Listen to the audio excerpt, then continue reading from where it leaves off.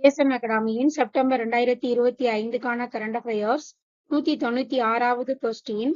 மகளிருக்கான 13வது ஒருநாள் உலகக்கோப்பை கிரிக்கெட் போட்டி எங்கு தொடங்கியது? குவாஹாட்டி. ஆசிய கிரிக்கெட் கவுன்சிலின் தலைவர் மோசின் நக்வி.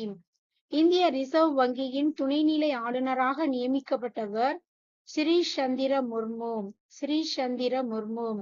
இந்திய ரிசர்வ் வங்கியில் ஒரு தலைமை ஆளுநர் மற்றும் 4 துணைநிலை ஆளுநர்கள் நியமிக்கப்படுவார்கள்.